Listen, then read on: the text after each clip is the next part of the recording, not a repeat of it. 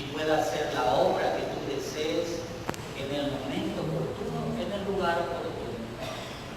Así construiremos tu reino en el lugar donde nos lo pongas. Te lo pedimos en el nombre de tu Hijo Jesucristo, que contigo vive y reina en la unidad del Espíritu Santo y es Dios por los siglos de los siglos. Amén. San Juan María Vianney, ruega por nosotros. Quedamos reunidos en el nombre del Padre, del Hijo y del Espíritu Santo. Amén. Y ahora que ya nos dimos el saludito con el Señor, ¿verdad? Hablemos un poco de Él, para que luego Él pueda decir algo en nuestro corazón. La temática es Aquí estoy, la patrona nuestra Madre Santísima de esta jornada y los santos diferentes de América Latina. Yo vengo de El Salvador. Ustedes saben que el año pasado el Señor nos concedió la gracia de darnos un santo, San Óscar Romero, obispo mártir. Yo soy nuevito como obispo, voy a cumplir 3 años, pero me mandaron a la diócesis donde él por primera vez fue obispo titular. O sea, me toca que vivir donde él vivió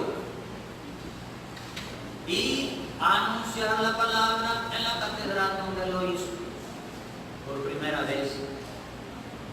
Y es un gran don, pero una gran responsabilidad para intentar construir el reino así como él lo hizo, que no fue nada fácil en aquellas condiciones. Es un desafío y desde allí al final quisiera compartirles un poco el testimonio. Pero la lectura que se nos propone hoy es el capítulo número 3 del primer libro de Samuel. ¿Qué encontramos ahí?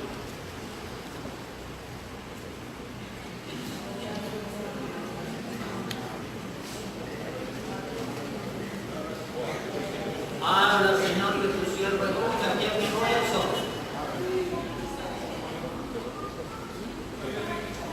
Sí, sí. Pero esa frase en la Biblia, ¿quién la dijo? Aquí estoy, Señor, para hacer tu voluntad. Amén. De la llamada de él vamos a hablar ahora para que nos ayude a comprender la nuestra. Hay que recordar que la mamá de Samuel era estéril, ¿ya? Y en ese contexto a la estéril se le decía que algo estaba pasando, o sea que algo no había hecho bien, y por eso Dios la tenía así. ¿Te imaginas el dolor? Y para colmo que para entonces el pueblo de Israel iba creciendo en su formación. Y todavía el matrimonio no era monogámico.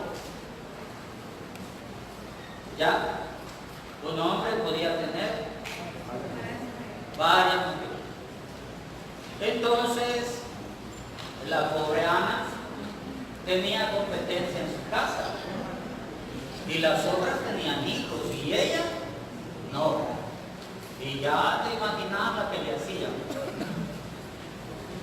Entonces ella siempre oraba a Dios que le diera un hijo. Y en términos bíblicos el nombre da el significado. Ustedes saben qué quiere decir Samuel.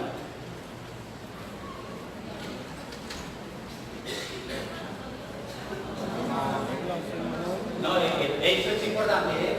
Todo nombre terminado en él, la palabra él quiere decir Dios. El otro complemento quiere decir cómo relaciona Dios con la persona. Así, Emmanuel quiere decir Dios. Mencionan otro nombre que termina en él.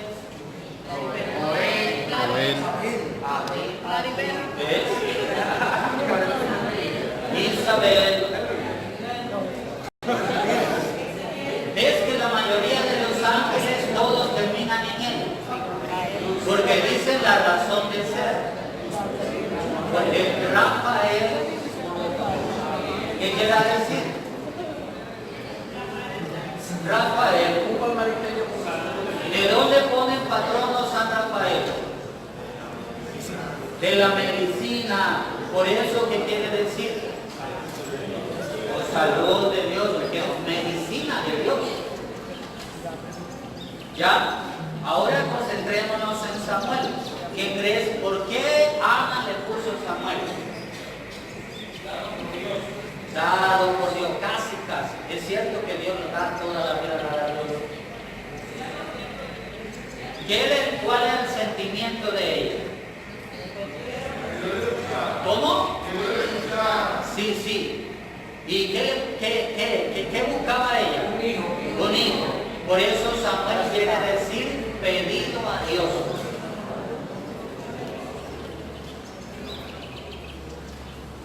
Si el Señor les concede el don a ustedes de tener familia, mira que es Él el que la da, no tú que la agarras. Porque hoy día parece que lo que tú agarras es, no es cierto. Si tú agarraste, llegará otro que tiene una mano más grande que va a quitar lo que agarraste. Ya, es Dios que te da. Y cuando Dios te da, no falla. Pero tú tienes que saber identificar eso. ¿Ya? Pues este es el carácter. Ella lo pidió a Dios. Si el Señor les concede el don de tener una familia, piensen en el nombre que les pondrán a los hijos. Los hijos que ustedes tendrán, ¿de quién serán? ¿De quién serán? De Dios. ¿Ves? Pero la mayoría, ¿cómo dice para referirse a los hijos? Mi hijo, y no es cierto. Este hijo que Dios me dio. El lenguaje es importante, dice la realidad. Entonces tú eres consciente de esto. No es mi esposa o mi esposo, no es cierto. La esposa que Dios te dio. El esposo que Dios te dio. El novio que Dios te ha dado, la novia que Dios te ha dado.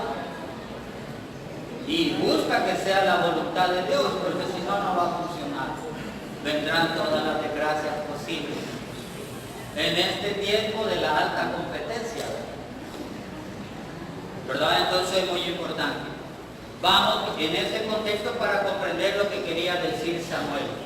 Entonces Ana, cuando lo pidió a Dios, le prometió que si le daba a su hijo, una vez que lo destetara, o sea, que dejara de darle de mamar, lo iba a entregar al templo para que sirviera a Dios. Mira qué cosa, hijo único y entregado para que sirviera. Fíjate qué cosa.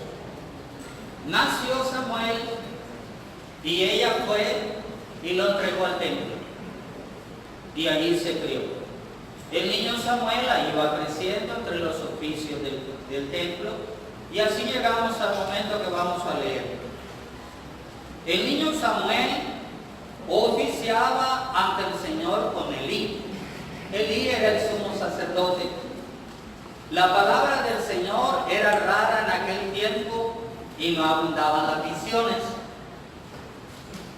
Un día, Elí estaba acostado en su habitación. Sus ojos se empezaban a apagar. ¿Qué quiere decir esto?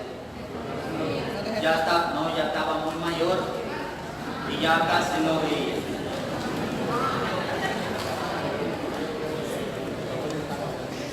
Aún no se había apagado la lámpara de Dios. Mira qué interesante. Los ojos ya no ven, pero la lámpara de Dios no se apaga. Y Samuel estaba acostado en el santuario del Señor. ¿Dónde estaba el arca de Dios? ¿Dónde está el arca de Dios aquí? Allá, ¿verdad? Entonces Samuel, ¿dónde dormía? Allí. Se quedaba con el Santísimo Sacramento, de una manera, allí se quedaba. El Señor llamó a Samuel Y éste respondió, aquí estoy. Fue corriendo donde estaba Elí y le dijo, aquí estoy, vengo porque me has llamado. Elí le respondió, no te he llamado, vuelve a acostarte. Ve lo que está pasando.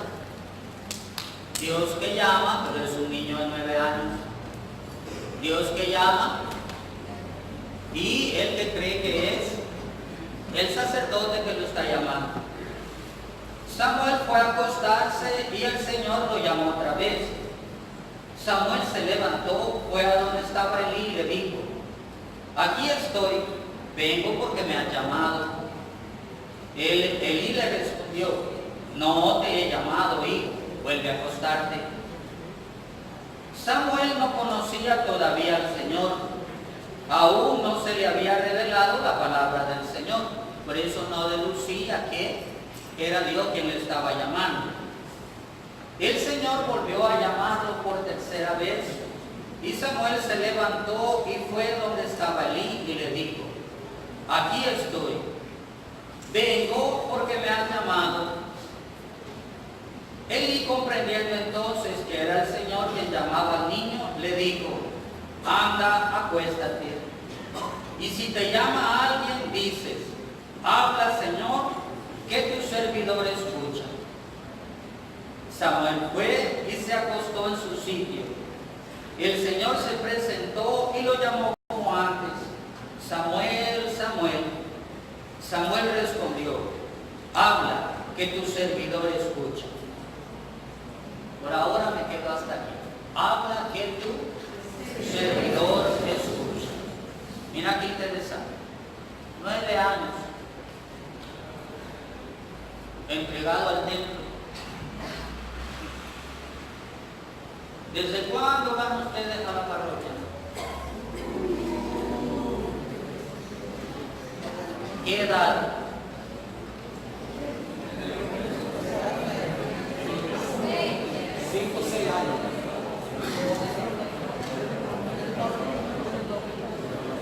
¿Te recuerdas la edad en que fuiste? No que te llevaron. Fuiste. ¿Ves que es diferente? Una cosa es que te lleven y otra que tú vayas. ¿Ves?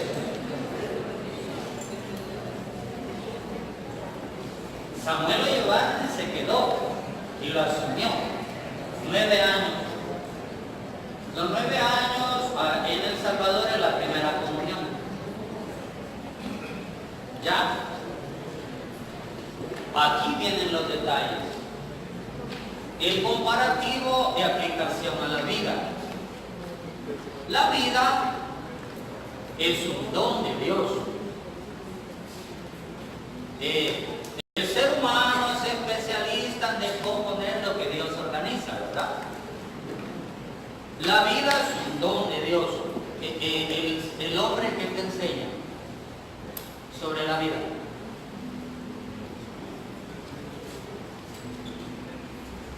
Que es un derecho. Y como es un derecho, puedes hacer con ella lo que te parece. Y no es cierto. Lo digo con todo respeto. ¿Ya?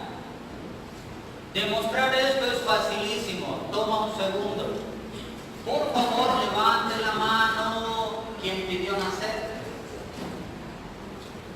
¿Quién pidió nacer?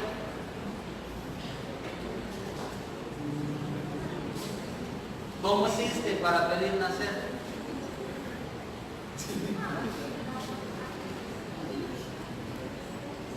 ¿Ves?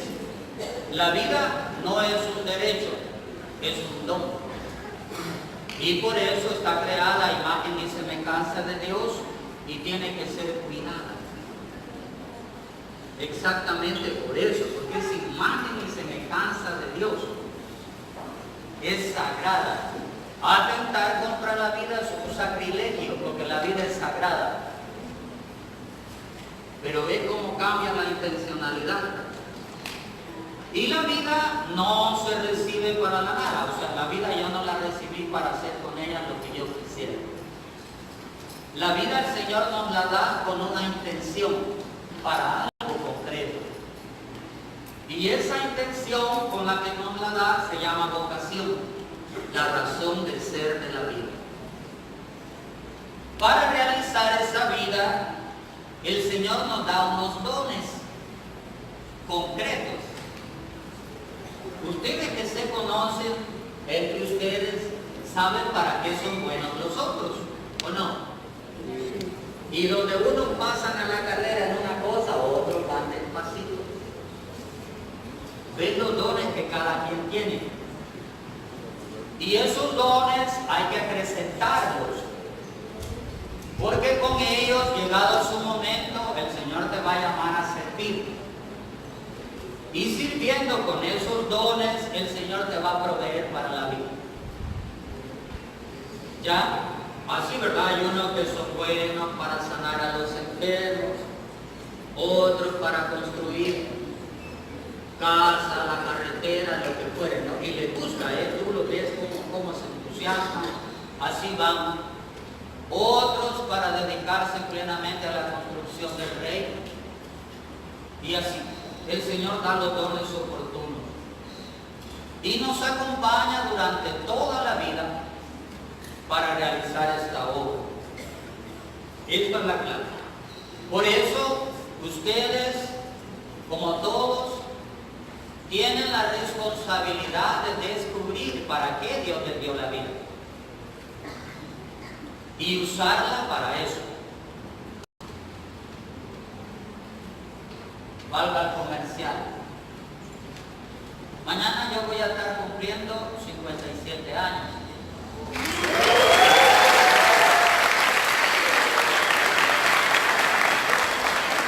Y mira qué regalo me va a dar Dios, que mañana los obispos de Centroamérica, que somos los responsables de esta jornada mundial de la juventud, nos vamos a encontrar con el Papa.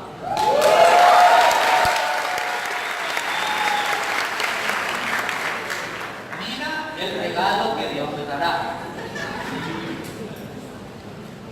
Yo no lo pedí, Él me lo da. ¿A qué quiero llegar? Y por eso lo hablo desde mi experiencia, 57 años. En esto de aquí estoy. Y créanme lo que yo pasé 11 años, ¿cómo decirles? Como el pescado que se traga el anzuelo y cuando tú jalas, ¿qué pasa? Entonces, el anzuelo hace su trabajo y el pescado, ¿qué comienza a hacer? A jalar. Y cada vez que jala, ¿qué le pasa? Se le clava. Yo pasé 11 años así. 11 años. Jalándome. A los 17 años yo comencé a hacer mi proceso de discernimiento vocacional. Hice el introductorio, terminé la filosofía, luego mi familia tenía una dificultad y yo me vi en la necesidad de salir un año. ¿Ya? Pero estando afuera, me entusiasmé. Me fui a la universidad, por favor, esto no lo vayan a ver mal, no lo hago por captarme, la verdad, y me ayudó mucho. Me gradué en la Universidad de Matemáticas y Ciencias Físicas y cuando terminé la universidad, mi familia, gracias a Dios, ya estaba estable y le dije a mis papás, yo voy a regresarme al seminario. Entonces mis papás se me quedaron viendo y me dijeron, no, usted ya es profesional, trabaja. Y por no entrar en conflicto con mis papás, me quedé. Y ejercí la docencia por muchos años. El Señor me concedió el don de servir como subdirector del Instituto Nacional de mi pueblo. Y se sentía la fuerza del trabajo y el empeño, pero yo no era feliz plenamente. Había algo más. Y me asignaron en la parroquia un sector para ir a atender el evangelio habitación. Y ese sector era lejano y el padre no alcanzaba a llegar, como puede suceder en muchos lugares de sus parroquias. Y una noche había una señora muy grave y me dijeron, mira hermano, me dijeron el nombre de ella, ya una señora de 92 años, ya no puede moverse y el padre no ha podido venir. ¿Puede ir usted y hacer oración por ella? No, vamos. Pero ese día yo llegué, hicimos oración por ella y ella se sintió mejor. Pero yo me sentí mutilado. Sentí que me faltaba algo. Y en mi mente y en mi corazón yo sentía que me decía, yo a ella tuve que haberla confesado, darle la santa unción y la comunión. Y esa cosa me rompió el corazón. Créanme, salí de allí como ustedes no tienen idea. Y yo dije, no, esto no puede seguir así. Y en silencio, sin decirle nada a mi familia, fui al seminario, volví a hacer el proceso introductorio, me aceptaron de nuevo y ya me fui de nuevo para el seminario. Les cuento que para irme, llegué a la casa, hice la maleta y le dije a mi familia, a mis papás, voy a estar fuera. No les quise decir para dónde iba. Me fui. Cuando había terminado la semana primera, que es para retiro, el padre que está por aquí sabe que así es la historia. Uno cuando llega hace una semana de retiro, al entrar al año, entonces agarré el teléfono y avisé a mi familia dónde estaba, ¿verdad? Para no estar en conflicto, ¿verdad? Gracias a Dios llegó mi patria, que Dios en gloria lo tenga, hablamos y ya tomamos acuerdos. Pero una experiencia de ese tipo, porque el decir aquí estoy envuelve toda tu vida. No es cosa de un ratito, es de toda tu vida. El Señor es como las moliendas, donde se saca el jugo de la caña. ¿Ustedes las conocen? ¿Verdad? ¿Ves? Son 2 cilindros que giran en sentido contrario. Tú pones la caña allí, ¿qué pasa? Sí, pero tú no necesitas ir empujando la caña. Una vez que la pusiste, ella solita pasa. Y si no quitan la mano, te pasa la mano también. Ya, el Señor es así. Una vez que le diste el dedo, te pasa todo. ¿Ya? Entonces, te prevengo para que no vayas a querer llegar, Señor, te voy a dar este pedacito mío, pero el otro me lo quedo para mí. No funciona. Vas a sufrir mucho. Pero te garantizo que si dejas que el Señor te pase todo, vas a ser feliz. Y créemelo, no te va a faltar nada. Nada.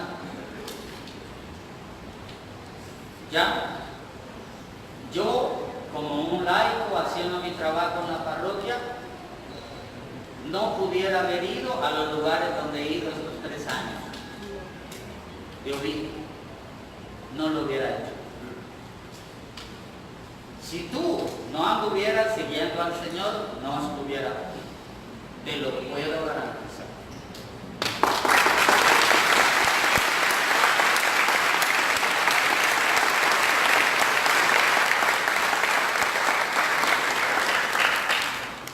Y de aquí podemos ir sacando conclusiones, porque no me dieron tanto tiempo para hablar con ustedes. ¿Ya? hecho que estés ahora aquí, ya está la primera parte de aquí estoy.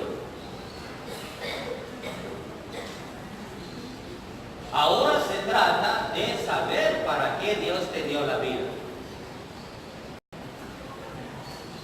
¿Ya? Y así realizarla. Y haciendo eso te vas a santificar, que es el objetivo mayor del ser humano, ser santo. Sean santos como yo soy santo. Y no tienes que invitar a nadie. Solo tienes que ser tú, con los dones que Dios te ha dado y empleándolos para lo que Él te los ha dado. ¿Ya? Porque para Dios todos somos únicos, importantes e irrepetibles. No habrá otro en la historia de la humanidad como tú. No lo habrá.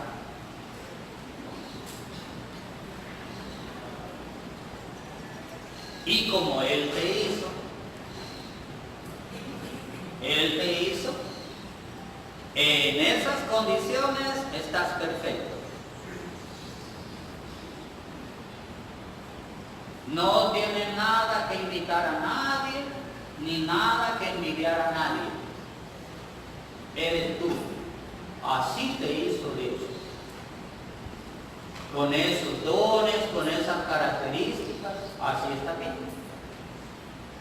¿Ya? Mira qué hermoso. Mientras que el mundo te pone diferentes figuras, ¿verdad? Que hay que imitar y que perfeccionar. Las mujeres son expertas en esto. Cuando tienen alguna cosita en el rostro que no les gusta, ¿qué les pasa? ¿Qué hacen? ¿Cómo? O te la quitan o la tapan. No la aceptas. Así estás bien, si así estás bien. ¿Ya? El mundo es experto en ponerte figuras de ese tipo, prototipo, ¿verdad? Y por eso algunos hasta le llaman ídolos. Cuando yo era mi etapa de adolescencia, así decían, el ídolo de tal cosa, el ídolo de tal cosa. Mira, bien aplicada la palabra. Ídolo.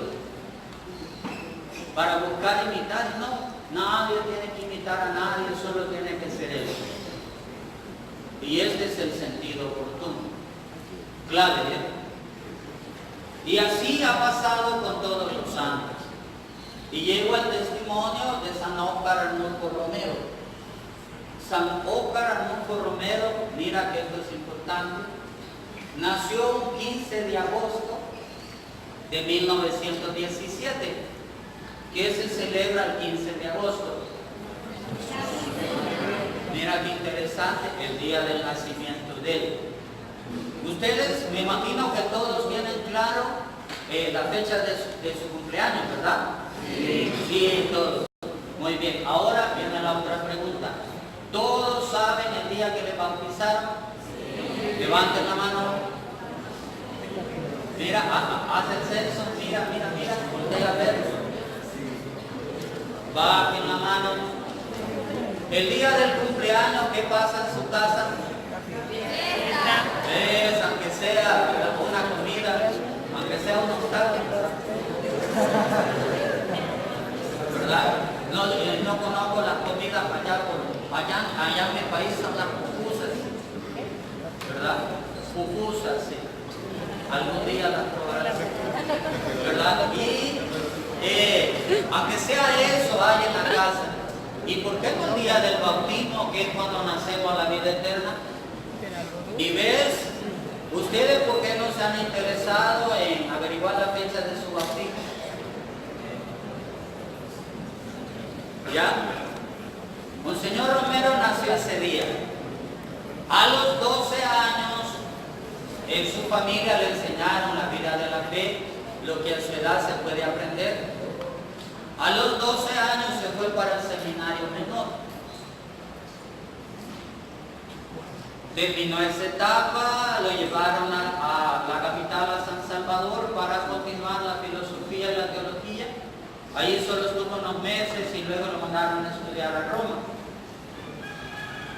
Ya. Mira, lo menciono porque a los 12 años que él estaba claro para qué Dios le había dado la vida. A los 12 años. ¿Tú ya lo tienes claro? Esto es importante. 1942 le ordenaron sacerdote en Roma y luego volvió. Iba a estudiar más, pero comenzó la Segunda Guerra Mundial cuando él estaba en Roma. Entonces lo sacaron y vivió una experiencia cuando pasaban por Cuba. Allí los vieron como sospechosos a él y el otro, y hasta que no se aseguraron quiénes eran, los tuvieron unos meses allí y luego bajaron a El Salvador y los mandaron a la primera parroquia. Siempre se exigió tanto como persona que como él se exigía, ¿qué pasa con los que se exigen? Exigen a los otros. Y cuando tú exiges a los otros, ¿qué te puede pasar? Caes mal. Porque si el otro no quiere responder, caes mal. Entonces, a él le pasó eso. Luego lo hicieron secretario de la conferencia episcopal y lo trasladaron para San Salvador. Pero él tenía una característica. Siempre era bien cercano a la gente. Y sentía el dolor del otro. No aguantaba que otro pasara hambre, él no lo resistía. Y miraba cómo hacer desde pequeño. Por eso, cuando comenzó el momento más duro de la situación en El Salvador, se dice que él se volvió la voz de los sin voz. ¿Ya? Mira qué interesante, la voz, no la palabra, porque todos tenemos una palabra que decir. Y para decir esa palabra, ¿qué necesitamos? La voz. Él se volvió la voz de los sin voz, porque si decías algo, te aniquilaban, como suele pasar, ¿verdad?, en los regímenes totalitarios. ¿Ya? Y en ese caminar, celebrando la Eucaristía, un lunes de Dolores, o sea, la semana previa a la Semana Santa. Mira, fíjate que más o menos la capilla donde lo mataron es como esta. Era una misa de cabo de año, decimos nosotros, o sea, primer aniversario de una señora difunta. Y él, como era una misa de difuntos y día lunes, ustedes saben lo que pasa los días lunes en las parroquias, el día de descanso, ¿verdad? Entonces todo el mundo está descansando. No estaba el sacristán, no tenía lectores. Entonces él llegó, preparó todo y todo lo dejó no en la tenencia allá, sino que lo dejó así, acá, para tenerlo todo cerca, para el momento del ofertorio. Entonces él cambió las lecturas, puso aquella de San Juan, donde los griegos van y le dicen: Andrés, queremos ver al Señor. Ya, Andrés va donde Felipe, dice, y juntos van donde el Señor y le dicen: ya quieren ver. ¿Y cómo dice el Señor en respuesta?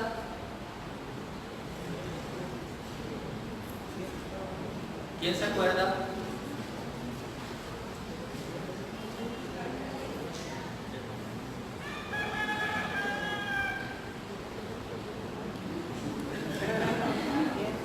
Busquen.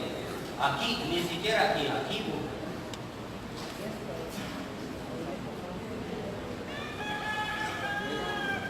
Y tiene que mucho que ver con este día.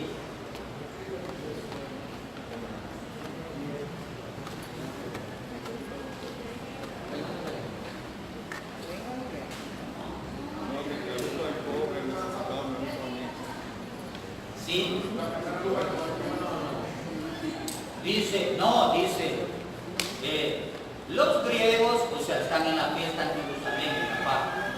Los griegos llegan donde Andrés y le dicen, queremos ver al Señor. Andrés, dice el Evangelio de San Juan, va donde Felipe, se lo dice, y ambos van donde el Señor. Los griegos quieren ver.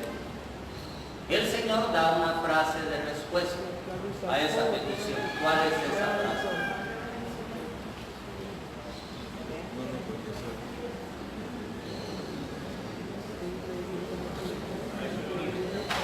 Casi. La palabra de Dios, yo siempre digo, la vida cristiana tiene una canasta básica. Las mujeres son expertas en canasta básica. ¿Qué quiere decir? Tienen que comprar lo básico, lo elemental, si no, cual en la familia no se vive. La canasta básica. Las mujeres son expertas, los hombres no nos va tan bien en eso. Ya ellas saben todo. ¿Ya? Hasta para comprar la ropa a los hijos y al esposo son expertos. A mujeres.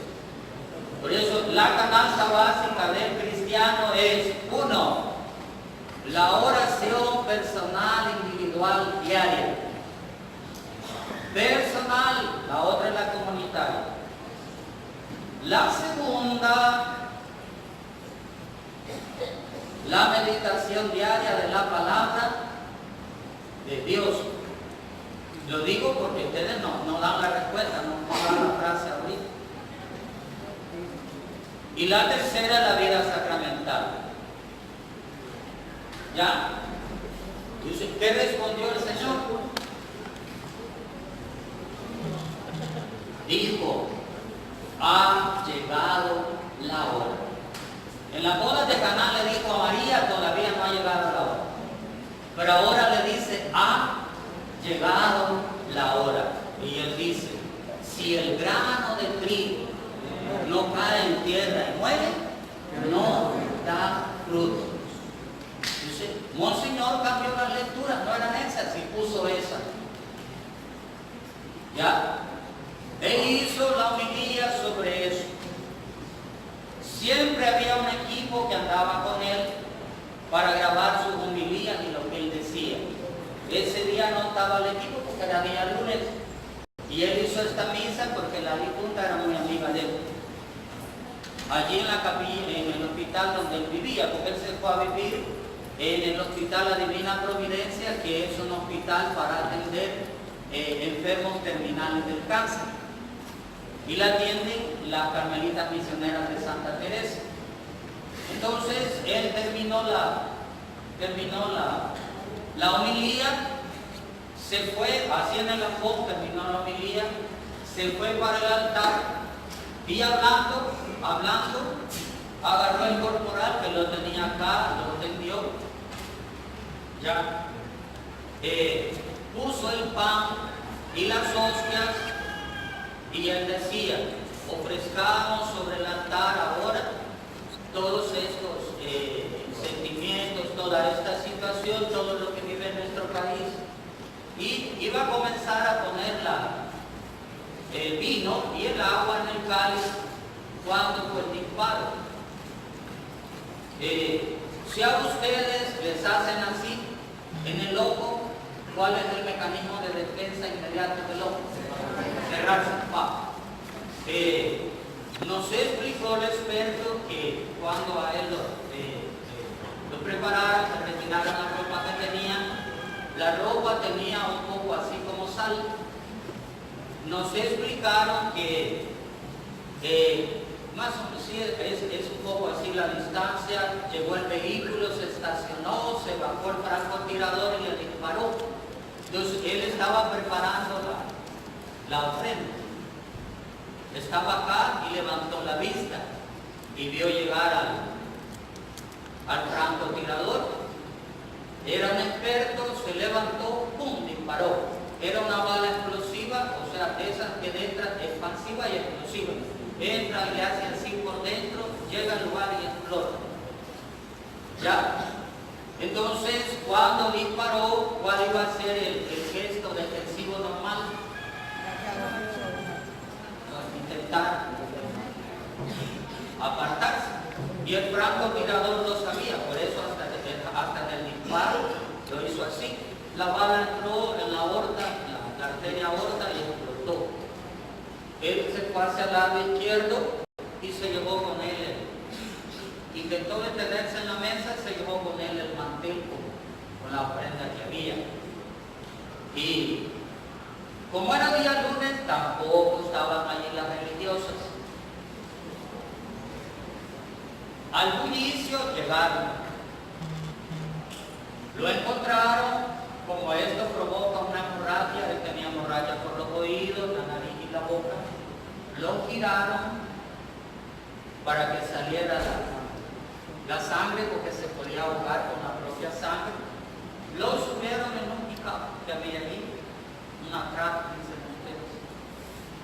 Y se le llevaron a la policlínica, un hospital que atendían unas carmelitas españolas que vivían, pero ya estaba muerto.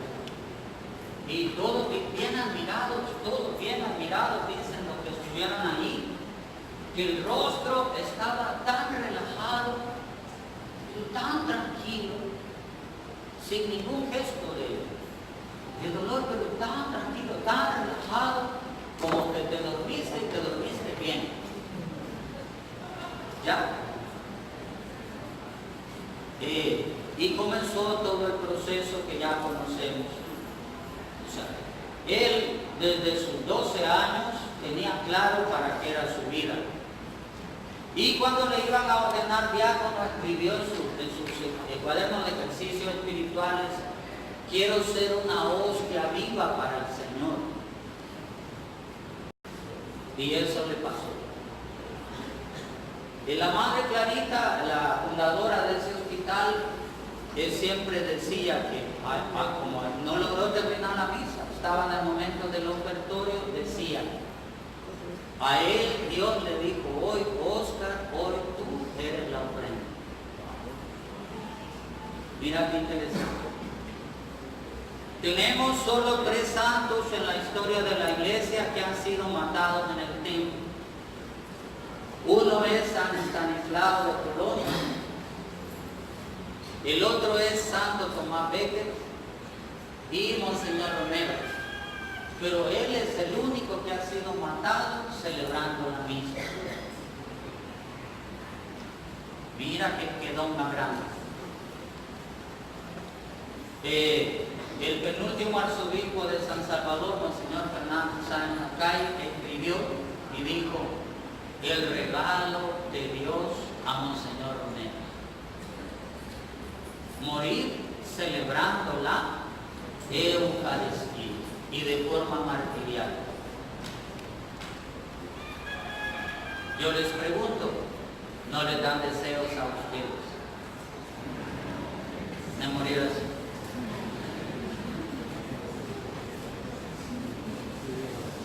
Sirviendo al Señor, haciendo aquello que te gusta para el Señor, realizando los dones que Él te ha dado. Así fue para Él, pero a ti, haciendo aquello para lo que sos bueno, ya, para lo que sos bueno, porque para eso te ha dado el Señor los dones, haciendo aquello para lo que sos bueno, pero haciéndolo para el Señor, y morir así. A él fue martirial, otro puede ser muerte natural, no importa cómo, pero hacerlo para el Señor. Por eso conjugamos 2 cosas. El estar aquí ya es una respuesta primera al Señor. Aquí estoy, Señor. Y yo agrego hoy, ha llegado la hora. Ya no podemos permanecer igual. Ya no. Agregaría más. Ya no debemos estar igual. Podemos, es cierto, pero no debemos.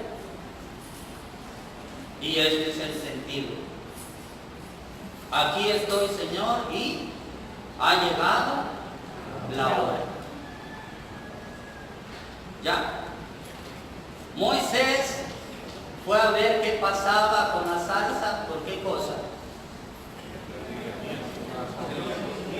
¿Cómo? Sí. ¿Pero qué lo movió a ir a ver el fenómeno? La curiosidad. La curiosidad. No importa que haya venido por curiosidad. No importa que haya venido porque se presentó la oportunidad de conocer Panamá. No importa que haya venido por venir a hacer un tiempo así, relajado. El Señor sabe de lo que se vale. Ya, el hecho es que hoy ha llegado la hora. Y por curiosidad agarró a Moisés y mira todo lo que hizo a través de Moisés. Él sabe lo que va a hacer a través de ti. ¿Ya? Y por eso con esto voy terminando porque sé que están cansados. Sí. Fíjense que cuando uno estudia Biblia, hay un termómetro que no falla. Cuando uno estudia Biblia, va estudiando los sí que se van dando al Señor. Y los griegos dicen que hay un sí irrenunciable. Hay un sí irrenunciable que es el del Señor en la cruz. Aquí tenemos el Señor crucificado, pero todavía está vivo. Ya, cuando ya está muerto, ¿cómo está el rostro? Ese es el sí definitivo. ¿Ya? Entonces, ese es termómetro claro. Ya todos te dicen sí, ¿verdad? Cuando estás en una charla y comienzas a darte cuenta que todos dicen sí, ¿verdad? ¿Cómo comienzan todos? ¿Verdad? Entonces, eso claro, ¿verdad? Es la característica. Levanten la mano los que hacen deporte. Me alegra mucho, bátenla. Aunque sea canica. ¿Ya? Algún deporte, esto es importante. ¿Ya? Es clave, no, termino con esto. Yo también hice mucho deporte en ese tiempo que estuve fuera del seminario. Yo jugaba fútbol. Allá en mi país se dice semi-profesional, ¿verdad? Entonces, ¿para qué concluir? Que te cultives lo mejor posible para dar lo mejor de ti al Señor. ¿Ya? Porque entiendo, ahorita tenemos unos minutos de preguntas y respuestas, ¿verdad? Si no estoy equivocado. Si tienen alguna pregunta, si quieren decir algo, es un tiempo para eso. Luego entiendo se alegrarán un ratito, como saben hacer ustedes siempre, y luego será la misa. Así que tenemos un tiempito para esto. Y gracias por escucharme. Gracias por escucharme.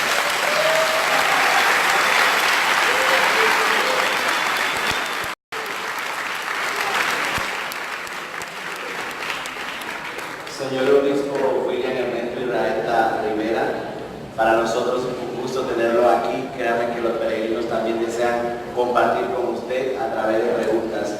Vamos a empezar con la delegación de México. ¿Dónde está?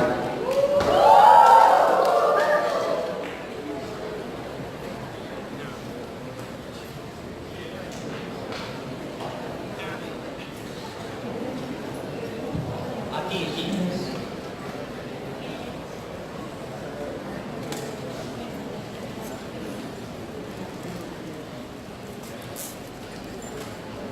Muy buenas tardes, buenos días, perdón.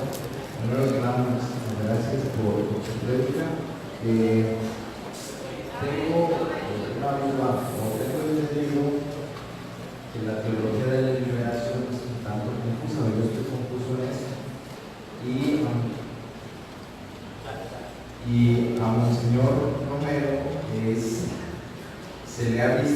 como partidario de la teología de la liberación. Para mí es un poco confuso y quisiera pues escuchar su palabra. Gracias por tu pregunta. Mira, Monseñor Romero es uno como obispo ortodoxo, se dice. ¿Ya? Ortodoxo. En todo lo que dijo fue apegado al Evangelio y a la doctrina de la Iglesia. ¿A qué quiero llegar?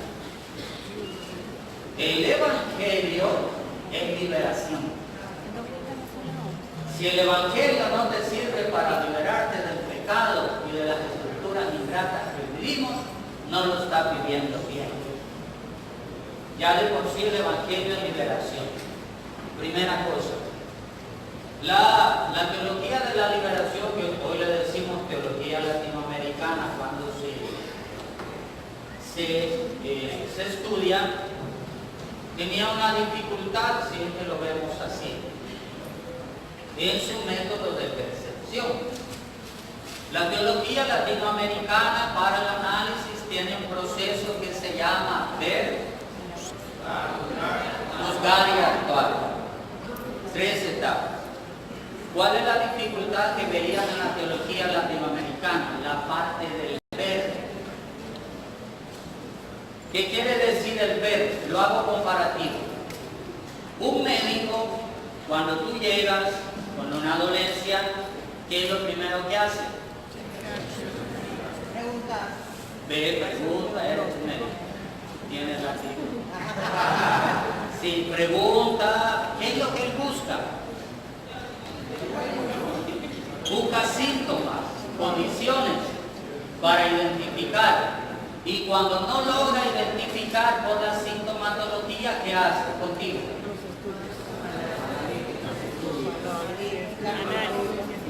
Te manda al análisis. ¿A dónde? Al laboratorio. ¿Y el laboratorio qué hace? Hace un proceso científico para saber cómo está tu cuerpo. Si no, toma una radiografía. Si es un golpe, te toma una radiografía. ¿Qué es lo que está tratando de hacer él? Ver la realidad y ver el origen. ¿Ya? Ver la realidad y ver el origen. Y para eso ocupa la ciencia. ¿Ya? Para que la verdad, el ver, sea lo más apegado posible a la realidad. Y una vez que el médico sabe la realidad, ¿qué hace? Aplica su conocimiento médico y dice qué tienes. Y una vez que dictamina qué tienes, ¿cómo se le llama ese hecho? Diagnóstico. Una vez que diagnostica, paso siguiente, da el tratamiento, el actuar para sanar el mal. Entonces, de la teología de la liberación lo que se decía era que para ver, ellos decían que se podía usar el método dialéctico, ya para el ver. ¿Y el método dialéctico es de quién?